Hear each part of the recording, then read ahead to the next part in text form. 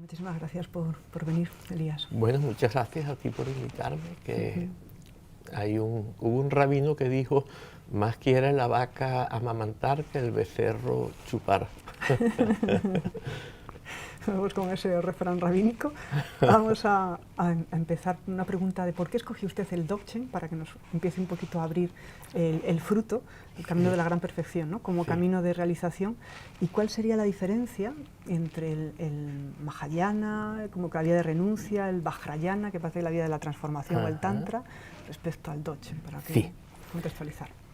Pues digamos que a mí lo primero que me llamó la atención fue el budismo zen, porque leí que era una novela y en la novela decía que, bueno, había un embajador estadounidense en Vietnam y se iba a Japón a un retiro de zen y decía que no había que creer en nada.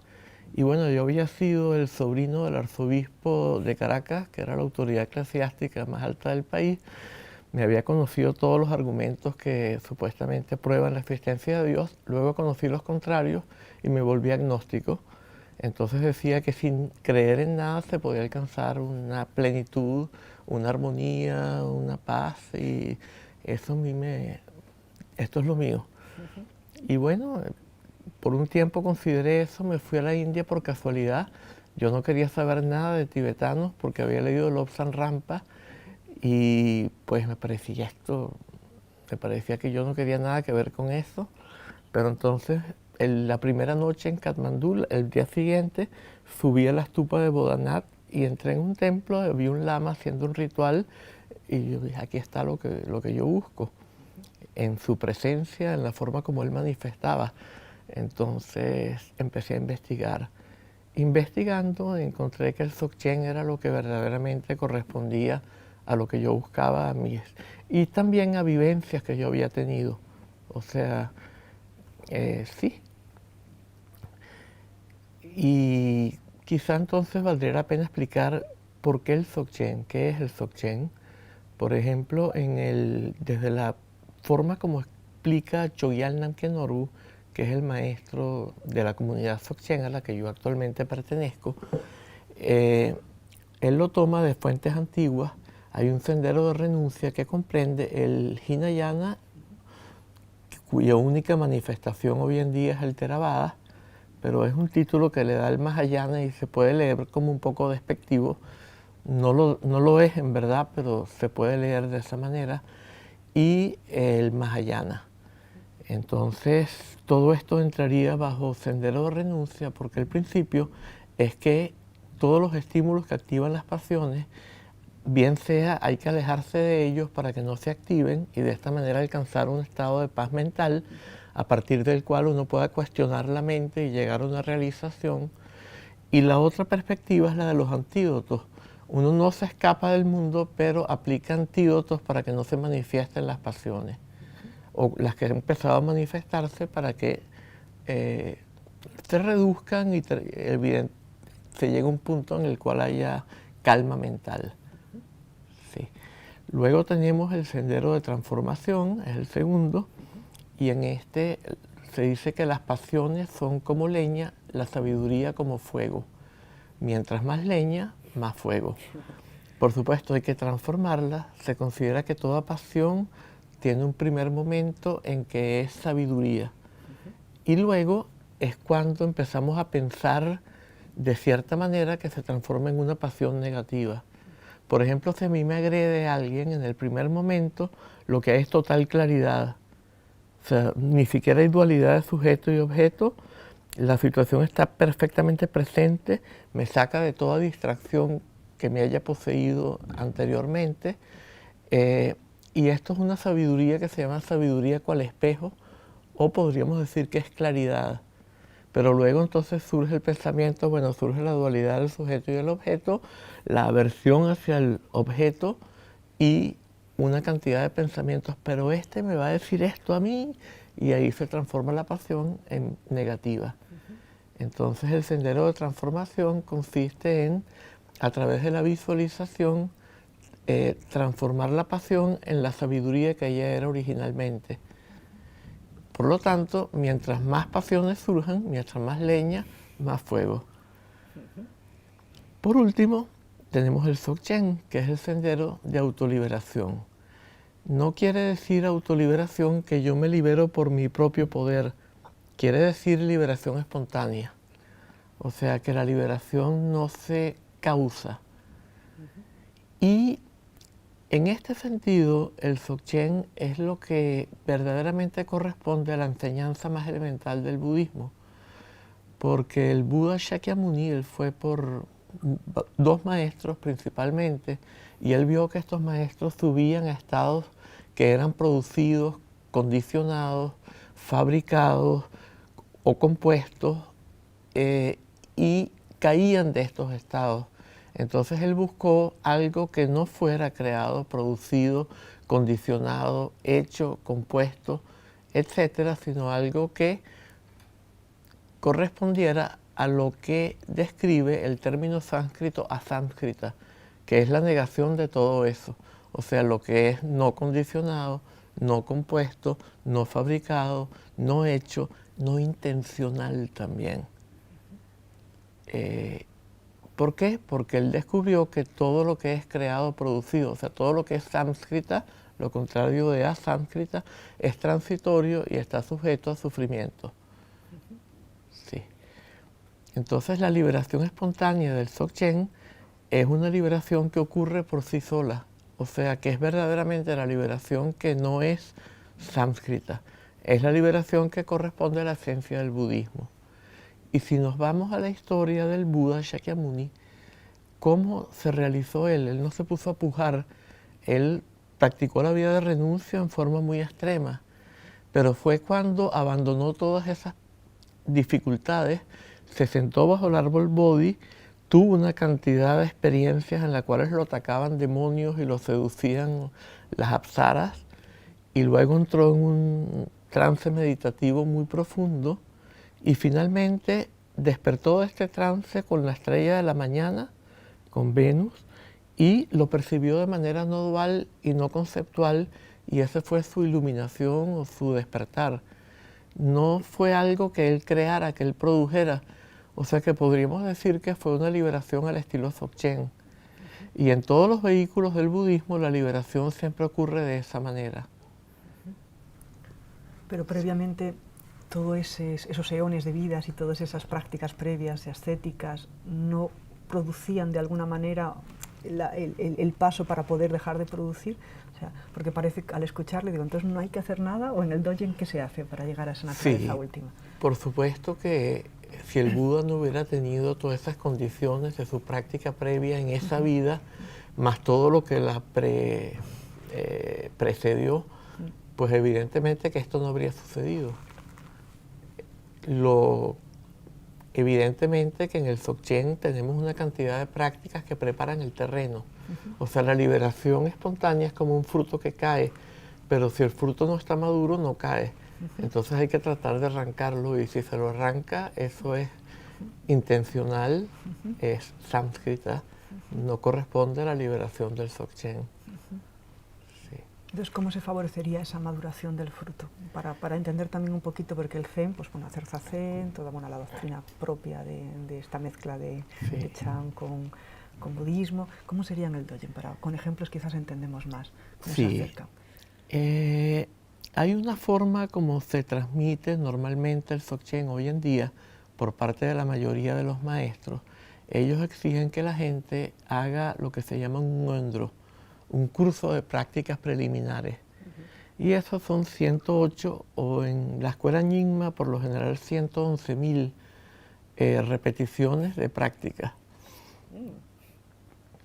Algunas de estas prácticas son prostraciones, y bueno, ofrendas del mandala, purificaciones de Vajrasattva, guru yogas, y después de todas estas prácticas, y a veces exigen que la gente las haga 2 veces, es que introducen muchas veces también tantrismo, porque para mucha gente el Dzogchen por sí solo no parece ser la vía más adecuada, y mucha gente requiere practicar tantrismo primero, y en general siempre los 3 enfoques se combinan.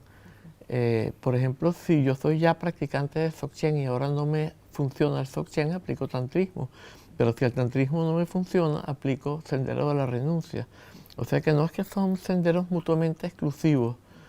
El inferior, entre comillas, nunca acepta la vigencia del superior, pero el superior siempre acepta la vigencia del inferior, de alguna manera.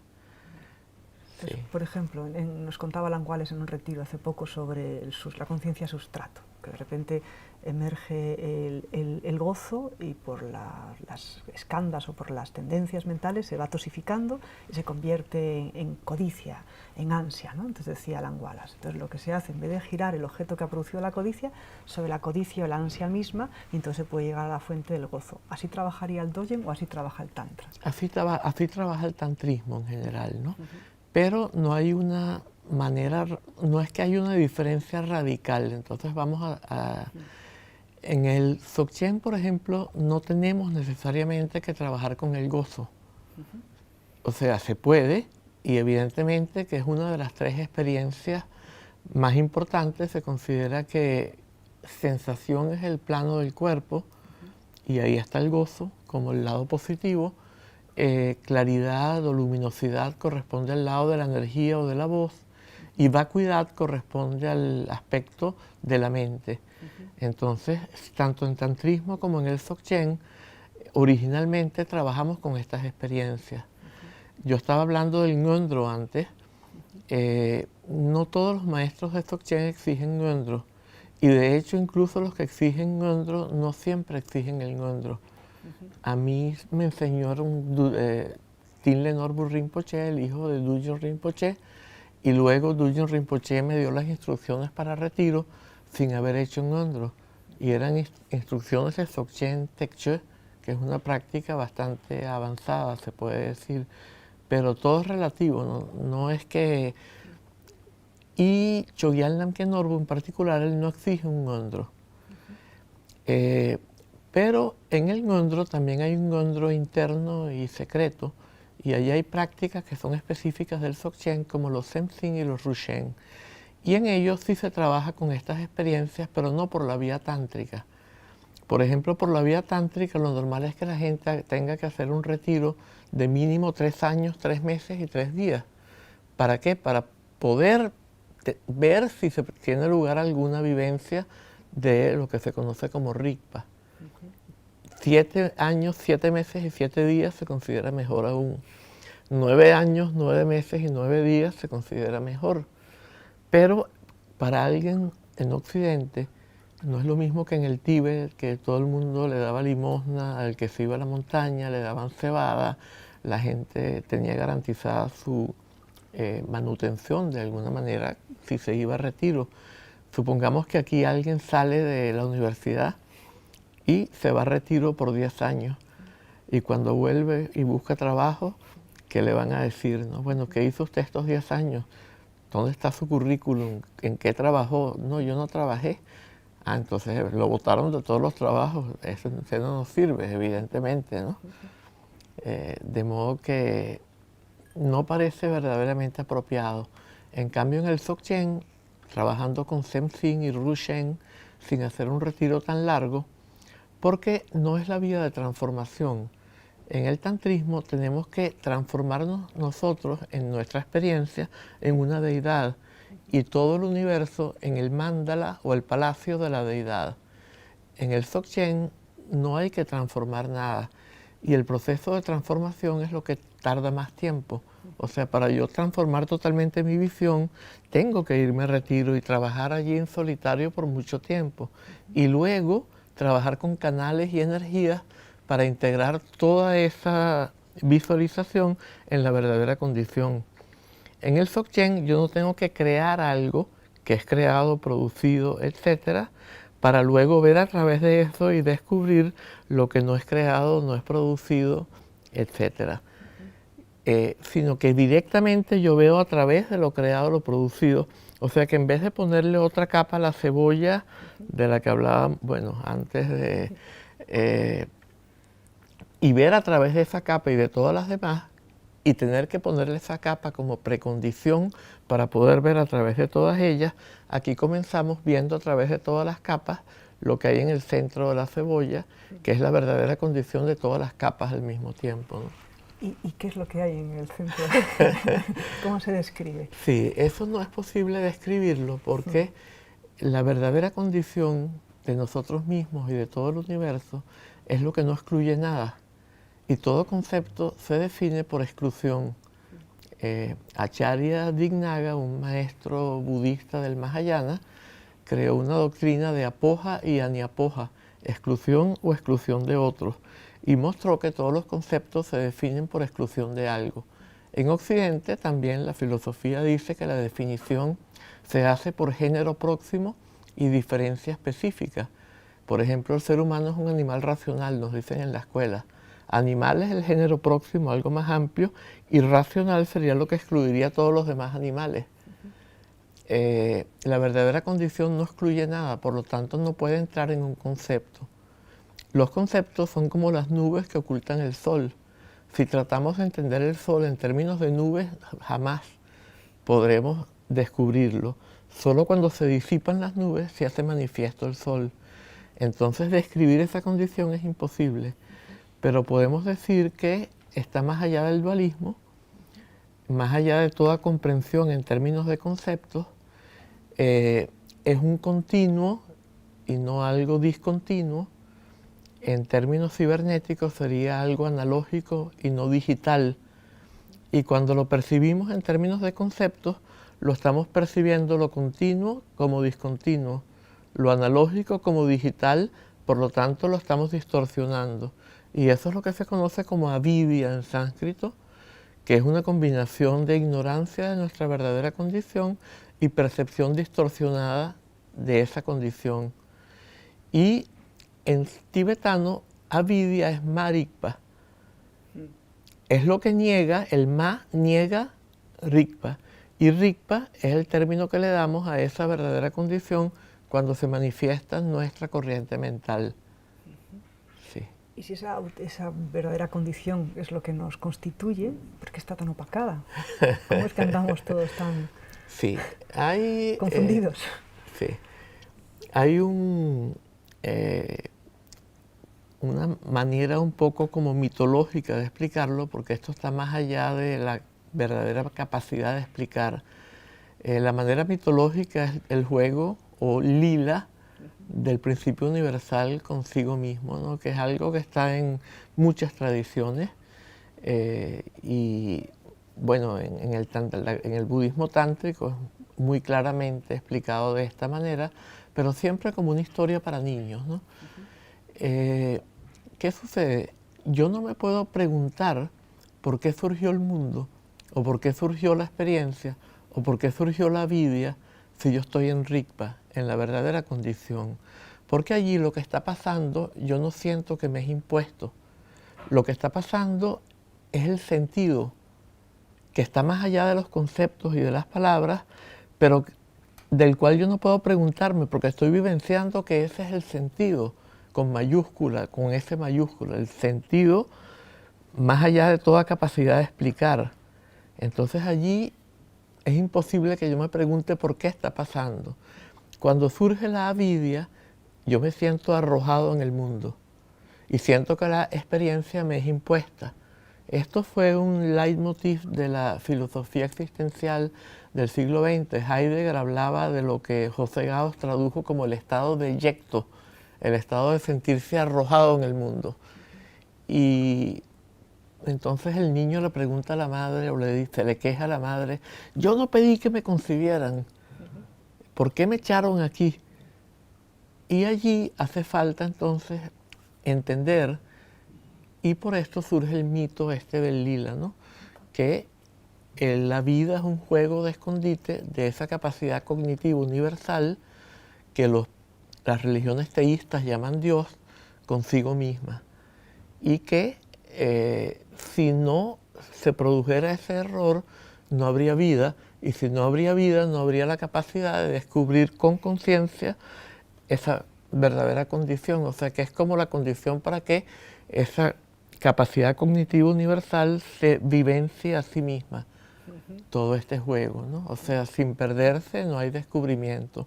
Y todo este juego, este proceso de perderse y luego de descubrirse es la sal de la vida, ¿no? Y es lo que va haciendo que nuestra vivencia se vaya haciendo cada vez más intensa, cada vez más profunda, cada vez con mayor sentido, a medida que vamos descubriendo ese sentido con mayúsculas, y cada vez mayor plenitud también.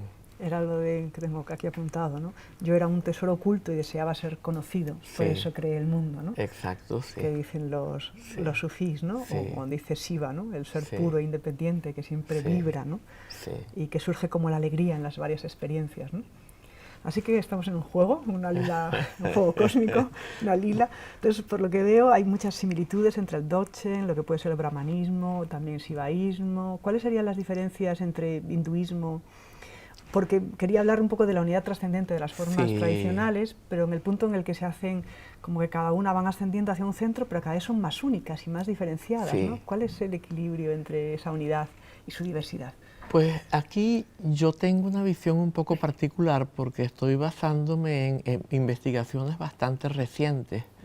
Entonces, por ejemplo, Giuseppe Tucci, un tibetólogo italiano, él descubrió que muchas palabras en el shivaísmo eran las mismas que en el Dzogchen.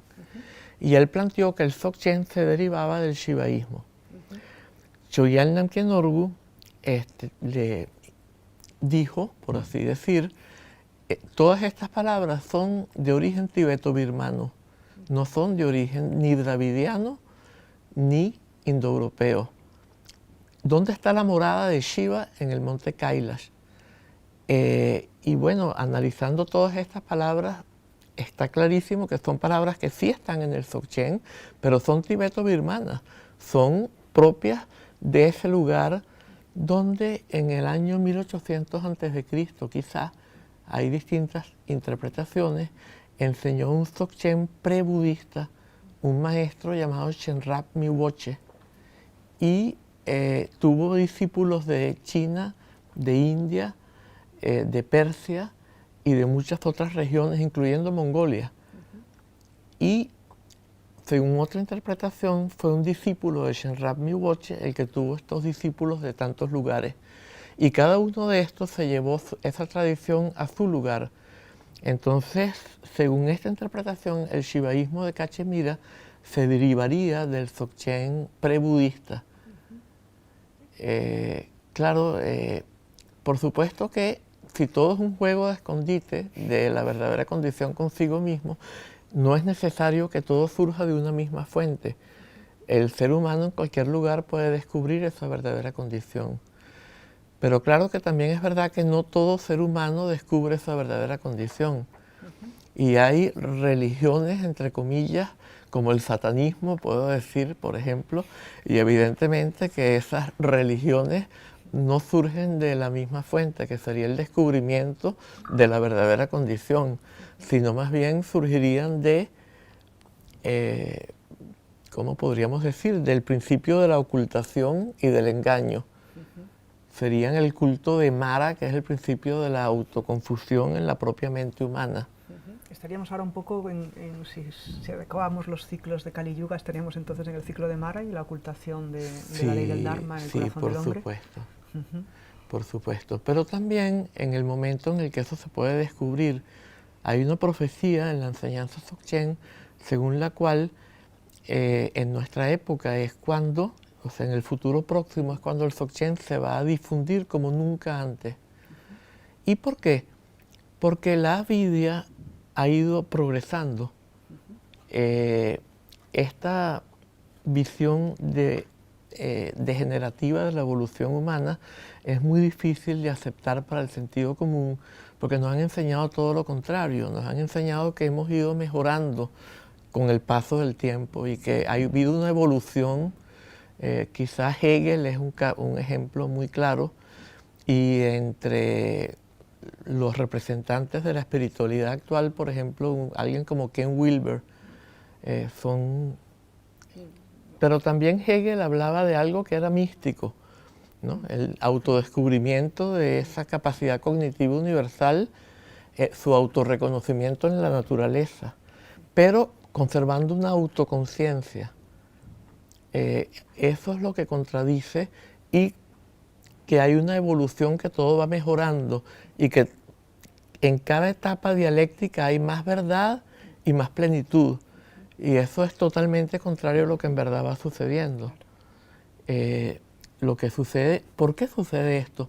Porque la avidia, esta combinación de ignorancia con percepción distorsionada de la verdadera condición, va aumentando con el paso del tiempo. Y no nos percatamos de ella hasta que, bueno, individualmente siempre hay individuos que se percatan de ella y buscan el sendero espiritual para liberarse de ella, para disolverla y descubrir el Rigpa, o sea, la vidya, como contraria de avidia. Pero también hay un momento en el cual, por sus efectos, se comprueba que la avidia es avidia.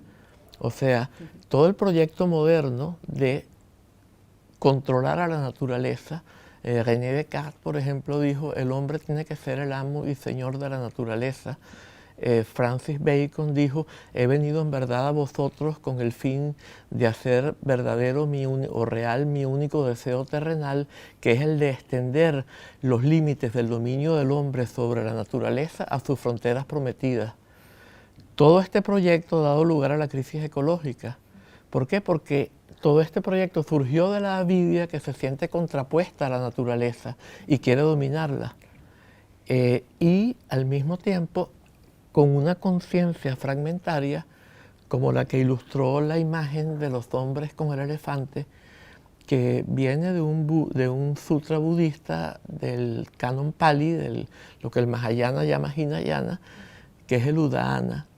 Después aparece en el Tathagata Sutra, en los países islámicos, en el sufismo, Sanaí y luego Rumi también la utilizan.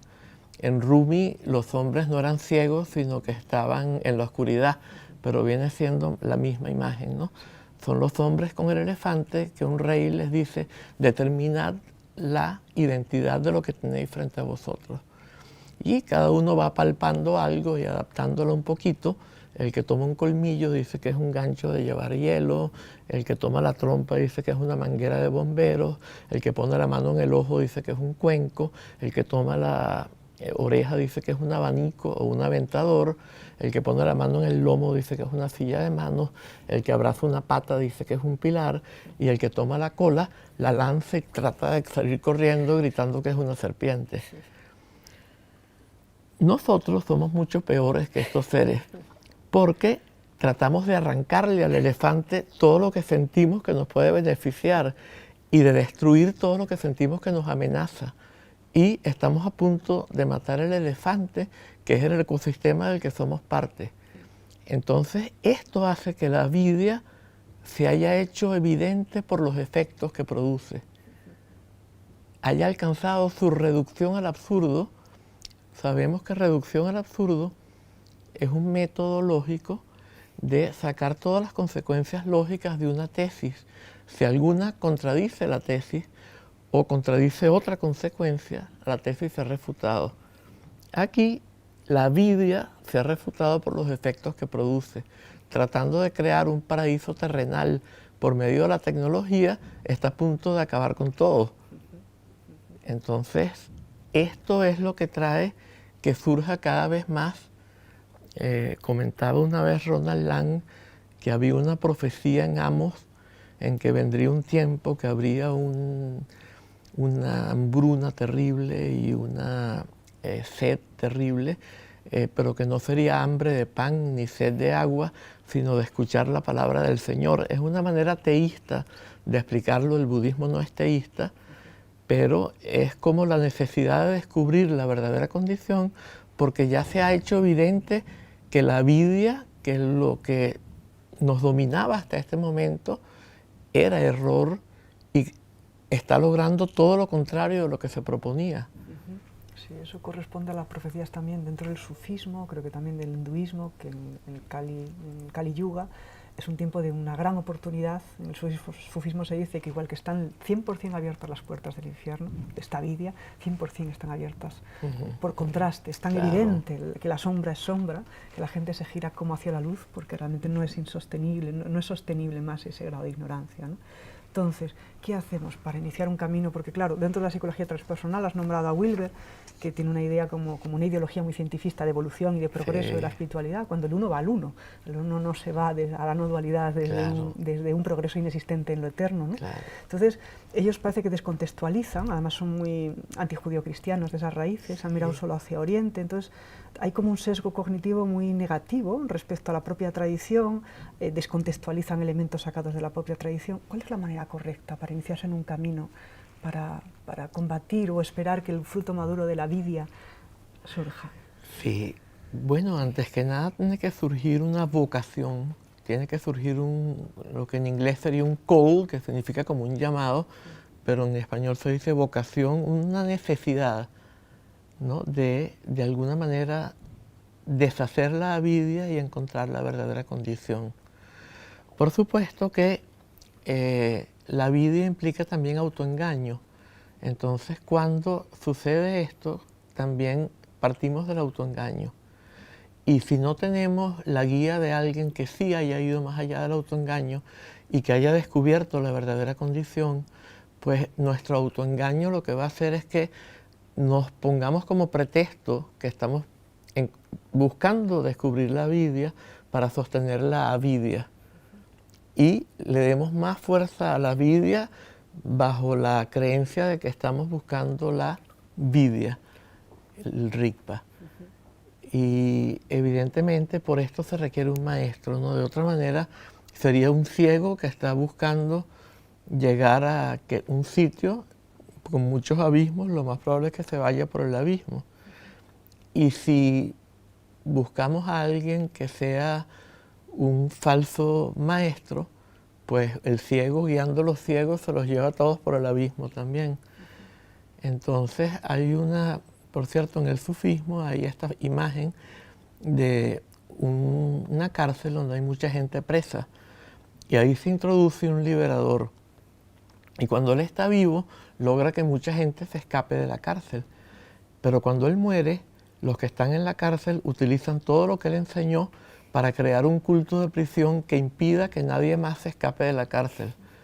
Entonces, si no hay un linaje, una tradición en la cual un maestro, un linaje que venga de un realizado, que evidentemente fue un realizado, y que reconoció a un discípulo como teniendo esa misma realización, y este reconoció a un discípulo, de modo que hay un linaje, y este maestro ha sido reconocido por su maestro, y así hasta la fuente del linaje. Si no hay esto, pues lo que creamos es un culto de prisión para que nadie más se escape de la cárcel, ¿no? ¿Cómo se reconoce entonces a un verdadero maestro? En un mundo donde, como decía Jesús, en los últimos tiempos habrá falsos maestros, ciegos guiando a ciegos, elementos sacados de los marcos tradicionales para intentar guiar el malestar existencial en el que está. ¿Cómo ponemos un poquito de orden ahí? Sí, lo peor es que también las tradiciones que tienen linaje degeneran, porque hay veces que hay un maestro que no tuvo ninguno que estaba totalmente realizado y tuvo uno que se acercaba y lo reconoció como su heredero, pero ese no terminó de desarrollar eso, sino que más bien utilizó el poder que eso le daba, la avidia se desarrolló más bien. Entonces ni siquiera podemos saberlo por el hecho de que tenga un linaje. Digamos que la precondición necesaria, pero no suficiente, es que la persona tenga un linaje, que haya sido reconocido por su maestro como teniendo ese linaje, que es el linaje del maestro que viene de un realizado. Eso es indispensable, pero no es suficiente porque puede que alguien lo tenga, pero no tenga la realización. Entonces, ¿cómo lo hacemos? Pues también allí hay un dicho sufí que dice que por la apariencia externa podemos reconocer que una madreperla es una madreperla, pero no cuál tiene perlas adentro. Entonces, lo igual atrae lo igual. O sea, si yo tengo un deseo sincero, voy a buscar a alguien que de verdad tenga realización. Si yo lo que quiero es seguir engañándome, pues evidentemente que voy a buscar a alguien intuitivamente, o sea, voy a captar los signos paraverbales de que esa persona se está engañando, de que hay una falsedad allí, y voy a buscar a esa persona como maestro.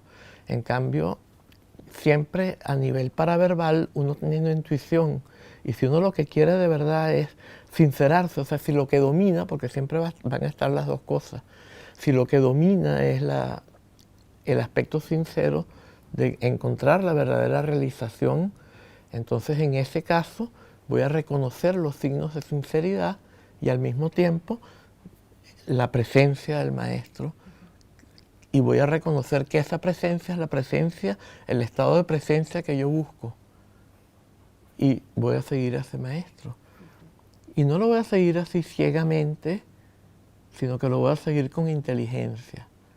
Se dice en la tradición tibetana en general, se dice, seguir un maestro sin probarlo es como tomar veneno. Sí, es como tomar veneno. Tomar un discípulo sin probarlo es como saltar de una roca o de una enorme roca. Es un gran peligro, ¿no? ¿Cuáles serían los frutos de una verdadera realización espiritual? Como decía Jesús, por los signos, por los frutos los reconoceréis. Sí. Acá tenemos el problema este que dijimos ya de la madreperla y la perla, ¿no?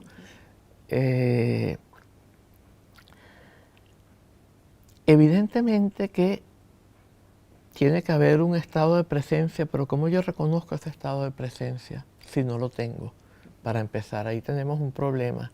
En segundo lugar, como ya dijimos, si tengo la tendencia, predomina en mí la tendencia a querer engañarme más, entonces voy a creer que el verdadero maestro es el que me va a ayudar a engañarme. Por eso no hay signos así claros que puedan permitir reconocer al verdadero maestro. Pero un verdadero maestro no quiere poseerme, o sea, no me va a limitar. Yo conozco maestros que te dicen no vayas donde más nadie. Ya eso es un mal signo. Por ejemplo, en la enseñanza Dzogchen hay 4 modos de comportamiento que son sucesivos. El primero se dice que es como una abeja, que tiene que ir de flor en flor probando los néctares de todas las flores. Y esto es ir donde muchos maestros, hasta que con alguno de ellos yo tenga la introducción directa, que es una primera vivencia del estado de Rigpa. Entonces ya yo sé que ese es mi maestro raíz, porque la raíz de todo desarrollo en el Dzogchen comienza con el estado de Rigpa. En el tantrismo, por ejemplo, se dice que en el sendero de renuncia se comienza con la condición ordinaria y se termina con la vacuidad. La vacuidad es la ausencia de autoexistencia. Por ejemplo, un vaso, esta taza, por ejemplo, nosotros por lo general consideramos que está vacía, pero está llena de aire. ¿Por qué decimos que está vacía? Porque una taza es para contener líquidos calientes. Si no los tiene, consideramos que está vacía. ¿Qué es lo que nosotros esperamos encontrar en todos los entes? Autoexistencia, substancia, que existan en sí mismos y por sí mismos. Entonces, vacuidad, en este sentido, vacuidad de autoexistencia, es que no tienen la autoexistencia que esperamos encontrar en ellos. Ese sería el fruto del sendero de renuncia. El sendero de transformación comienza con la vacuidad. ¿Por qué?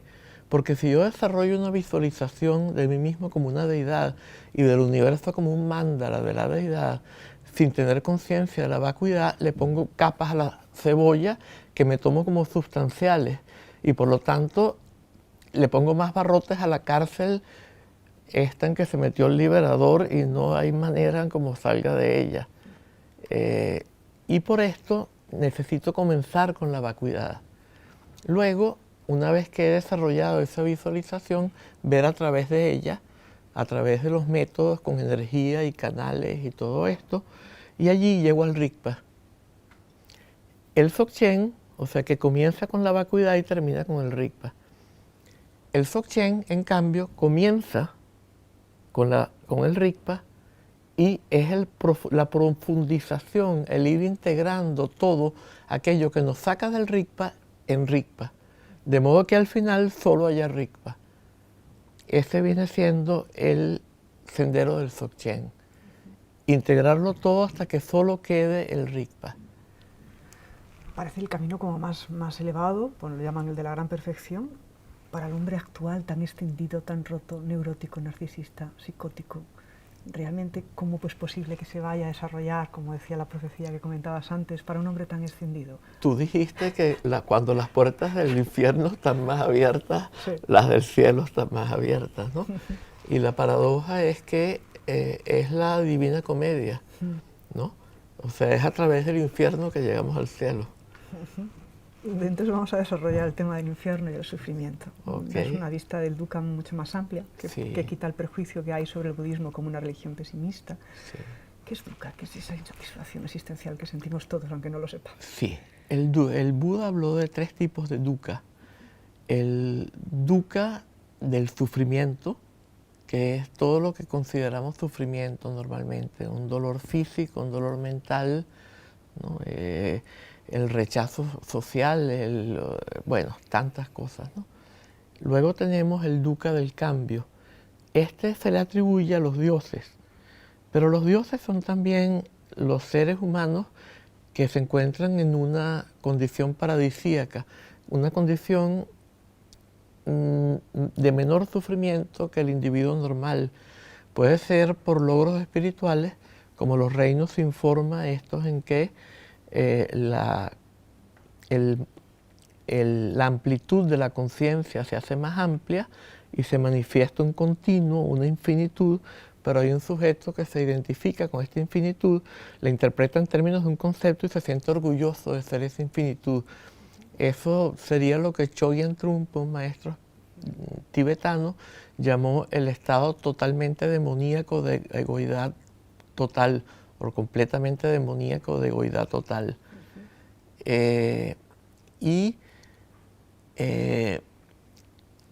El verdadero sendero, de alguna manera, es todo lo contrario, es ir deconstruyendo. Ahora, en lo que respecta a los tipos de sufrimiento, allí la clave está en el tercer tipo de sufrimiento. Para ir deconstruyendo esa falsa realidad, si el sendero es deconstructivo o incluso destructivo del error, como Shiva es el destructor, por ejemplo, en este caso el tercer tipo de sufrimiento es el dukkha dukkata, es el dukkha de, perdón, el dukkha de las samskaras, se me confundió la terminología, y este dukkha de los samskaras es el que está siempre presente. ¿Y por qué está siempre presente? Bueno, se dice que la avidya es la causa del dukkha y que hay distintos tipos de avidya.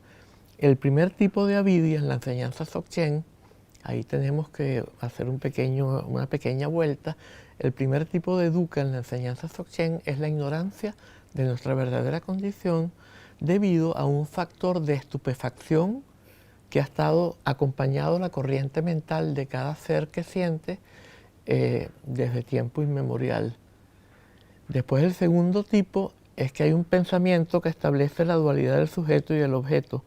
Entonces se percibe, parece que hay un sujeto mental y algo que es percibido que es ajeno, que es otro en relación al sujeto mental. Y luego la percepción de muchos entes, cada uno con un concepto, tomo algo como figura, lo interpreto en términos del concepto y siento que está en sí mismo separado y que en sí mismo es ese concepto cuando la separación la introdujo mi percepción y el concepto lo puse yo también. Entonces, todo eso son aspectos de la avidya.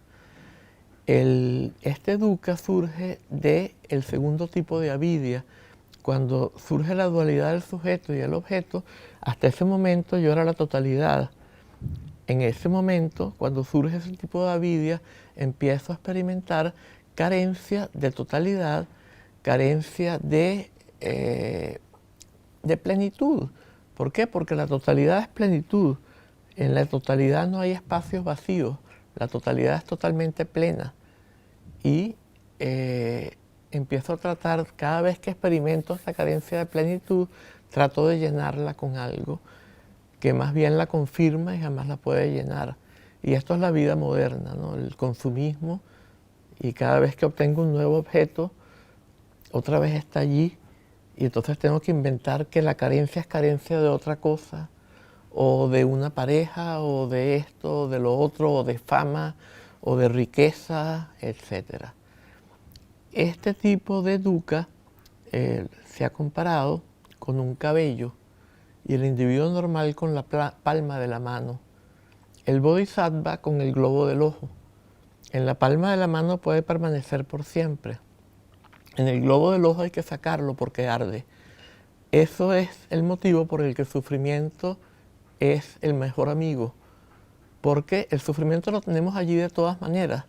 Si nosotros siempre estamos luchando por negar el sufrimiento, es como alguien que estuviera colgado de una soga y abajo hubiera una capa de fuego. Y cada vez que se cansa y se desliza, se quema los pies y otra vez se va hacia arriba. Y pasa la vida en eso. Si se soltara, atravesaría por el fuego y caería en el agua que está abajo y ya no tendría más nunca que quemarse. Pero por el miedo del sufrimiento, estamos siempre sufriendo y hacemos que el sufrimiento sea eterno. Entonces, pasar por el infierno es un poco esto. Es utilizar el sufrimiento para liberarnos del sufrimiento. Y esto puede dar miedo, pero es que el hecho es que siempre está pasándonos esto. Siempre nos estamos quemando, quemando, quemando y subiendo. Quemando y subiendo, quemando y subiendo. Y toda la vida es esto. Y estamos agotados de subir y seguimos. Y si nos soltáramos, atravesaríamos eso y llegaríamos al otro lado.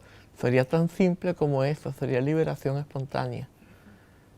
Pero no, tenemos miedo del sufrimiento y el sufrimiento surge del miedo al sufrimiento, porque el sufrimiento es rechazo. Yo utilizo muchas veces un ejemplo, se lo utilizaba a mis alumnos en la universidad. Les decía, los varones heterosexuales, ¿qué dirían si yo les digo que las 49 ninfas más atractivas del universo le van a acariciar su cuerpo desnudo con plumas de ganso, tratando de procurarles el mayor placer posible? ¡Qué maravilla, profesor! Pero lo van a hacer por 49 días y 49 noches sin parar. Entonces, claro, al principio, pero luego, en algún momento, ¡basta! Y ahí comienza la tortura china. El masoquista paga para que le den latigazos y obtiene placer. Entonces, el dolor es sensación rechazada y el placer es sensación aceptada. Yo una vez tuve un enorme absceso y lo usé como práctica. O sea, yo no me crearía un absceso a propósito, pero ya que vino, lo usé como práctica y el dolor es siempre insoportable. Entonces yo lo que hacía era, parecía que el dolor estaba allá abajo y que había alguien en la cabeza que se quejaba y yo me volvía hacia donde parecía estar ese conocimiento dualista hacía cortocircuito, se rompía y el dolor no era dolor. Pero la propensión es tan fuerte a conceptuar el dolor como tal que de inmediato volvía otra vez al infierno y otra vez, y así hasta que cesó el absceso, ¿no? Y evidentemente que tarda mucho llegar al punto en el cual uno haya neutralizado completamente esa propensión. Pero si uno se suelta y aprende a dejar de rechazar el sufrimiento, pues se libera del sufrimiento. Y eso se puede hacer también a nivel del Mahayana. A nivel de Dzogchen, pues con técnicas de estas, de maneras de ver la mente, que rompan el dualismo y hacen que el sufrimiento deje de ser sufrimiento. Y eso es instantáneo. En el momento de mayor sufrimiento, si yo miro la mente de esa manera, se rompe el dualismo y el sufrimiento deja de ser sufrimiento. Pero también en el Mahayana, sin tener estas capacidades, podemos trabajar con esto. ¿Cómo? Acostumbrándonos al sufrimiento, dejando de rechazarlo. Y podemos tener más placer dejando de perseguir el placer a toda costa y tratando de coger el placer. Es como si cogiéramos arena y quisiéramos sentirla y se nos escapa y nos clavamos las uñas y sentimos la frustración de que no pudimos coger la arena y lo único que sentimos es el dolor de nuestras propias uñas. Eso sucede cuando tratamos de disfrutar el placer. Y cuando rechazamos el dolor, creamos dolor. Cuando rechazamos cualquier sensación, la tornamos dolorosa. Y cuando la consideramos ya dolorosa, al rechazarla, hacemos que incremente, lo cual hace que incremente el rechazo, lo cual hace que incremente el dolor, lo cual hace que incremente el rechazo. Pero eso hace falta entrenamiento, ¿no? Pero estoy pensando en tanta gente conocida, ¿no? Ahora que la gente está con tantas neurosis y que está con tantas psicosis, y cómo esas personas pueden aprovechar, personas que están rotas, enseñanzas como la que usted está nombrando ahora. O sea, ¿cuál es la diferencia entre...? Hay gente que reduce el budismo a una terapia, y creo que el budismo es mucho más que una terapia, ¿no? Y hay la psicología transpersonal o la integral, parece que se apropian de la capacidad del budismo para sanar. ¿Cuál es la diferencia entre quién tiene que usar la terapia previamente o el propio budismo o la propia tradición tiene una psicología integral por su sabiduría, su ética y su concentración para curar a los enfermos? Sí, el budismo tiene su propia... o sea, el budismo es más que una terapia porque tiene aspectos de muchas cosas. Es una filosofía, es una terapia, tiene una psicología, tiene una cosmología, y una religión porque también tiene rituales y hay estatuas y altares y todas estas cosas. Entonces tiene un poco de todo, no se la puede reducir a algo. Ahora, ¿qué hacer, por ejemplo, cuando alguien tiene una problemática psicológica tan fuerte que no puede practicar los métodos del budismo? Bueno, hay métodos muy elementales que mucha gente, hay que estar muy desintegrado para no poder practicarlos. Por ejemplo, por eso se ha generalizado tanto el mindfulness, que es hay dos sutras del canon Pali, que son los Satipatthana Suttas, en los cuales se enseña esta atención plena. Y esto ha ayudado mucho tanto a los terapeutas como a la gente que está pasando por episodios difíciles psicológicos, a los terapeutas porque los ayuda a evitar lo que Freud llamó la contratransferencia, que es el proyectar el enfermo en el otro, proyectar el mal en el que está, el que está siendo terapeutizado, si existiera la palabra, ¿no? Y de esta manera el terapeuta exorciza sus propios demonios, pero al mismo tiempo les da más fuerza dentro de sí y va a tener que seguir exorcizándolos y eso va a frenar el impulso terapéutico. Entonces yo creo que no toda terapia psicológica puede ayudar a la gente que tiene muchos problemas, pero también hay mucha gente que no puede aplicar el budismo directamente porque los problemas no se lo permiten. Entonces hay formas de psicología que sí pueden ayudar, pero el budismo también tiene su propia visión de, por ejemplo, vamos a dar un ejemplo, en el Zen hay una frase que es antes de adentrarme en el budismo Zen, para mí las montañas eran simplemente montañas y los ríos eran simplemente ríos. Cuando me adentré en la práctica del Zen, las montañas dejaron de ser montañas y los ríos dejaron de ser ríos. Cuando descubrí la verdad del Zen, para mí las montañas fueron verdaderamente montañas y los ríos verdaderamente ríos. Entonces, ¿qué quiere decir esto? Esto quiere decir que yo vivo en una falsa realidad en la cual percibo todo a través de conceptos. Hay un momento primero de sensación pura, pero de inmediato entra el concepto y lo que yo estoy percibiendo es el filtro del concepto. Y ya no vivencio la cosa en toda su intensidad de color y forma y en toda su plenitud, sino que la percibo a través de esto. Por esto la gente viaja también. Hay una palabra en francés, dépaysagement, despaisajeamiento. La gente paga por tener despaisajeamiento porque cuando ve algo que no le es familiar, lo vive más plenamente. Entonces, esto nos sucede cuando vemos todo a través de los conceptos habituales, entonces vemos todo como romo, como opaco, como familiar, y no es interesante, y no vivimos plenamente. Luego, hay un proceso de desrealización de la falsa realidad. Para la psicología tradicional, esto es psicótico. Entonces hubo, por ejemplo, un diálogo un diálogo epistolar entre Romain Rolland, el Premio Nobel de Literatura, y Freud. Y Romain Rolland le decía que el sentimiento oceánico del niño era más sano que el estado del adulto.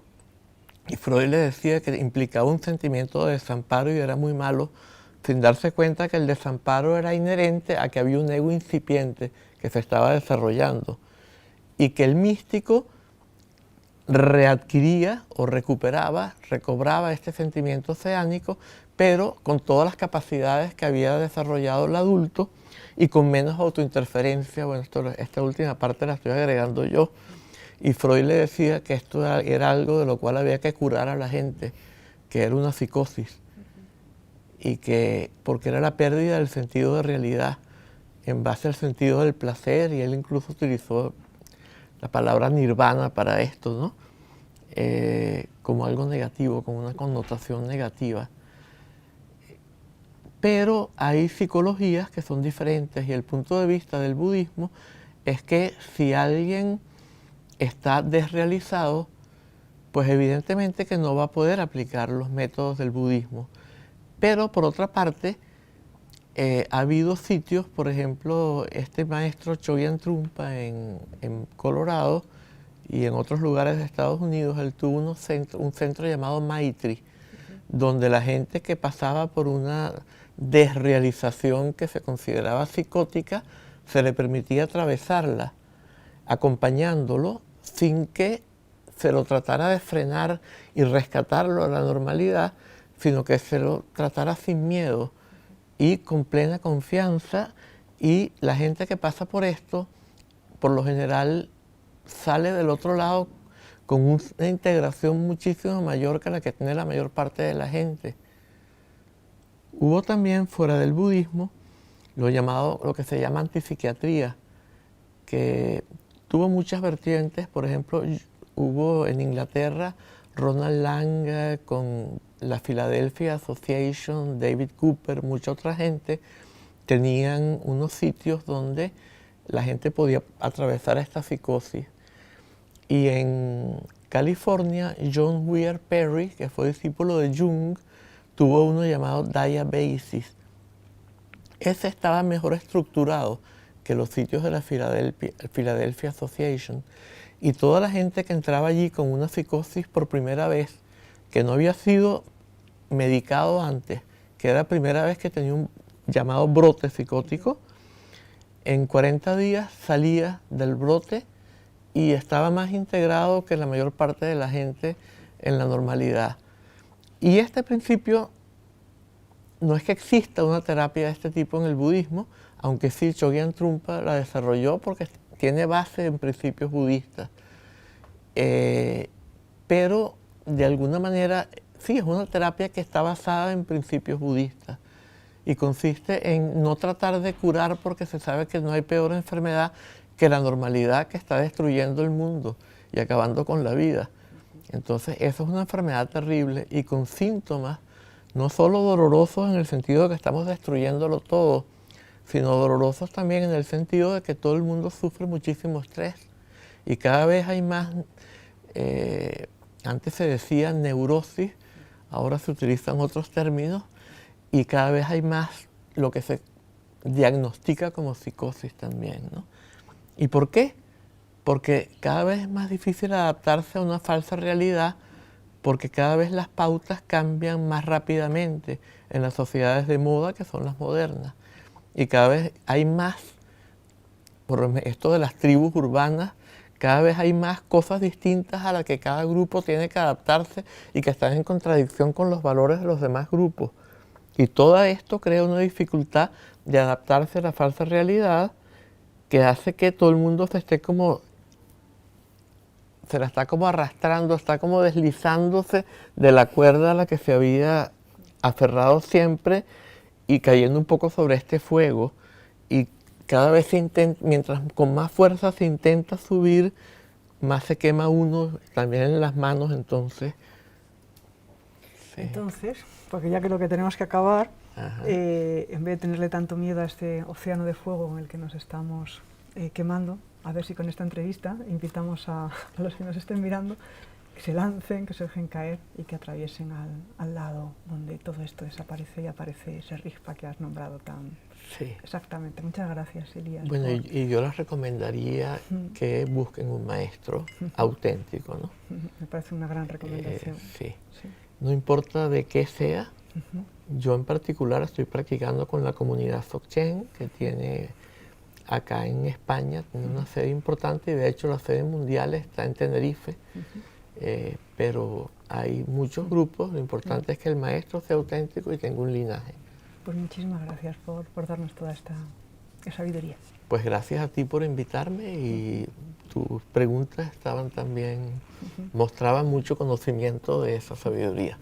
Muchas gracias, Elías.